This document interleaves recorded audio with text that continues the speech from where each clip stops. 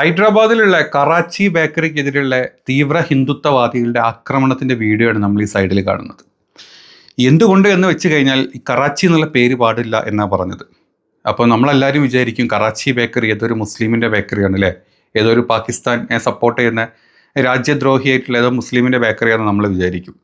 1953 നമ്മുടെ രാജ്യം 47 വിഭജിച്ചതിന് ശേഷം, അതായത് എനിക്ക് പാകിസ്ഥാനിൽ നിൽക്കണ്ട, എനിക്ക് തിരിച്ച് ഇന്ത്യയിലോട്ട് വരണം എന്നുള്ള രീതിയിൽ 53 ഇന്ത്യയിലോട്ട് വന്നിട്ട് നമ്മുടെ ഇന്ത്യയിൽ തുടങ്ങിയിട്ടുള്ള ഒരു ബേക്കറിയാണ് നമ്മുടെ കറാച്ചി ബേക്കറി. അപ്പം തുടങ്ങിയത് ഹൈദരാബാദിലാണ്. ഇതിൻ്റെ ഓണറിൻ്റെ പേരായിരുന്നു രാം നാനി എന്ന് പറഞ്ഞ ആളാണ് ഈ ഒരു ബേക്കറി 1953 തുടങ്ങിയത്. അപ്പോൾ അയാൾ പാകിസ്ഥാനിൽ നിന്ന് ഇങ്ങോട്ട് വന്നത്, അത് സിന്ധ് ഹിന്ദു ആയിരുന്നു ആൾ, അതായത് പാകിസ്ഥാനി ഹിന്ദു.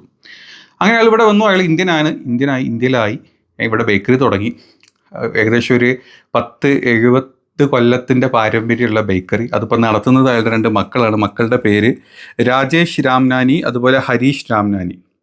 അപ്പം ഈ പേരിൻ്റെ പേരിൽ ഈ സംഘികൾ കാണിച്ചു കൂട്ടുന്ന കോമാളിത്തരങ്ങൾ കാണുമ്പോൾ ചിരിയ വരുന്നത് കിട്ടും.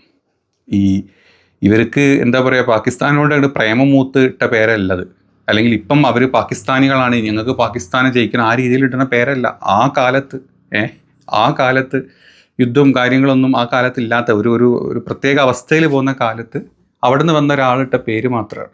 ഇതിലൊരു ഹിന്ദുത്വവും അല്ലെങ്കിൽ ഒരു മുസ്ലിം എക്സ്ട്രീമിറ്റിയും അല്ലെങ്കിൽ ഹിന്ദുത്വമൊന്നും കൊണ്ടുവരേണ്ട കാര്യമേ നമ്മുടെ നാട്ടിലില്ല. പക്ഷേ ഈ സംഘികളുടെ പ്രശ്നം എന്താ വെച്ചാലല്ലോ, 2014 ശേഷം രാജ്യസ്നേഹം വന്ന കുറച്ച് ആൾക്കാരാണ് നമ്മുടെ സംഘികൾ, നാഷണലിസ്റ്റ് ആയതാ.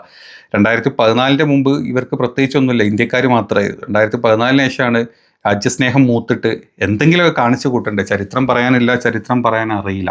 അപ്പോൾ പിന്നെ ആകെ ഉള്ളത് ഇതുപോലെ ബീഫ് കൊണ്ടുപോയി അടിക്കുക, ഇങ്ങനത്തെ പേരിട്ടവരുടെ എന്താ പറയുക സ്ഥലങ്ങൾ തല്ലിപ്പൊളിക്കുക, റോട്ടിൽ കൂടെ ജയ ശ്രീരാം വിളിച്ചിട്ടില്ലെങ്കിൽ അവനെ കുത്തിന് കയറി പിടിച്ച് കൊന്നു കളയുക. ഇങ്ങനത്തെ കുറേ ആക്ടിവിറ്റീസ് ആയിട്ട് സുഖിച്ച്, അല്ലെങ്കിൽ അതാണ് പാട്രിയോട്ടിസം പറയാൻ പാടില്ല, അത് ഞാൻ പറയില്ല അവിടെ. അതാണ് നാഷണലിസ്റ്റ് അല്ലെങ്കിൽ നാഷണലിസം എന്ന് ചിന്തിച്ച് മുന്നോട്ട് പോകുന്ന ഒരു കൂട്ടം ആളുകൾ മാത്രമാണ് നമ്മുടെ നാട്ടിലെ സംഘികൾ.